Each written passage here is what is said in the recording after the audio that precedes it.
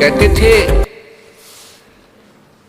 कि वेद मेरा भेद है, मैं ना वेदन के माही, और जौन वेद से मैं मिलूं ये वेद जानते नहीं। वेद, चारों वेद, ऋग्वेद, यजुर्वेद, सामवेद और अथर्ववेद, ये चार वेद सुप्रसिद्ध है। लेकिन परमात्मा ने जो पांचवा वेद अपने मुखारविंद से, अपने मुख कमल से उच्चारित किया है, वो पांचवा वेद है, वो तत्व ज्ञान है। परमात्मा परमेश्वर कबीर जी कहा करते थे कि जौन वेद से मैं मिलूं वो ये चारों वेद जानते ना। जिस वेद से, जिस ज्ञान से, जिस विधि से मेरी प्राप्ति होगी वो इन चारों वेदों में वर्णित नहीं है। अपने आत्माओं, चारों वेद गवाही दे रहे हैं, चारों वेद गवाही दे रहे हैं कि उस पूर्ण परमेश्वर के ज्ञान को, उसके विषय में जानकारी को कोई तत्वदर्शी संत बताता है, उससे सुनो।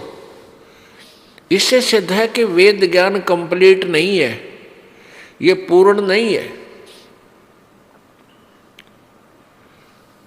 ऐसे ही पवित्र गीता जी अध्याय नंबर 4 के श्लोक नंबर 32 में कहा है कि जो ज्ञान मैंने अभी तक दिया है अर्जुन तेरे को, कि भी कोई तो देवताओं की पूजा करता है, गीता जी अध्याय नंबर 4 के श्लोक नंबर 25 से लेकर 31 तक उसमें लिखा है कोई तो देवताओं की पूजा करता है, उसी को फाइनल मान रहा है, अंतिम पूजा सही पाप नाशक जानता है। कोई धार्मिक यज्ञ करता है, कहीं भंडारा कर दिया कि तो पशु पक्षियां को दाना डाल दिया, चारा डाल दिया, इसी को फाइनल पूजा मानकर खुश हो गया। कोई मंदिर पूजता है, कोई मस्जिद पूजता है, कोई ऊपर ने पैर करके नीचे ने सिर करके हठ योग करता है। ये सब पूजाएं जो करते हैं ये सभी अपनी अपनी साधनाओं को पाप नाशक जानते हैं। लेकिन चौथे अध्याय के 32वें श्लोक में गीता ज्ञानदाता काल कह रहा है कि अर्जुन, उस परमेश्वर के बारे में, इस धार्मिक अनुष्ठानों के बारे में विस्तार के साथ सच्चिदानंद घन की वाणी में, सच्चिदानंद घन की वाणी यानी उस परमेश्वर ने खुद आकर जो बोली है, वो ज्ञान, जो ज्ञान दिया है उसमें विस्तार से कहा गया है ये यथार्थ ज्ञान। उसको फिर वो ज्ञान कहाँ मिलेगा, कौन बताएगा? गीता जी अध्याय नंबर 4 के श्लोक 34 में कहा है कि किसी तत्वदर्शी संतों के पास जाकर उस तत्व ज्ञान को सुन, और तत्वदर्शी संतों को दंडवत प्रणाम करने से, कपट छोड़कर यानी विनम्र भाव से, सच्चे दिल से उनसे प्रार्थना करना, उस परमेश्वर के बारे में जानकारी प्राप्त करना कि अर्ज करना, फिर वो तत्वदर्शी संत तुझे वो परमेश्वर के बारे में ज्ञान सुनाएंगे, उनको सुन। इससे सिद्ध है कि गीता जी का ज्ञान कंप्लीट नहीं है, लेकिन ये भी नहीं कहा जा सकता कि ये गलत है।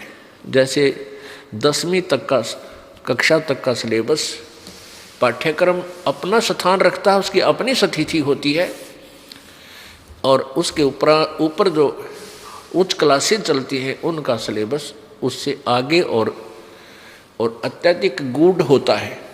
ऐसे ही चारों वेद और गीता जी, इसको समझो मैट्रिक कक्षा तक का, मैट्रिक क्लास तक का सिलेबस है, 10वीं तक।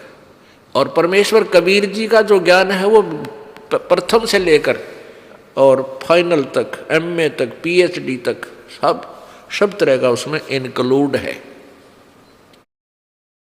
तो उस ज्ञान के बाद किसी भी ज्ञान की आवश्यकता नहीं रहती जो कबीर जी का ज्ञान है।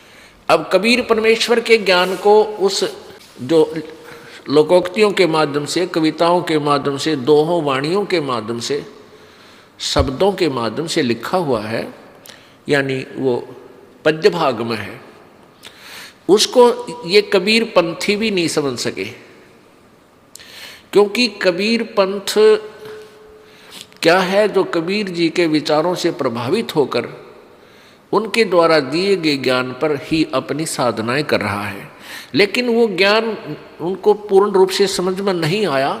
जैसा भी जिस किसी गुरु ने जो नाम दे दिया उसी को वो जाप करने लगे।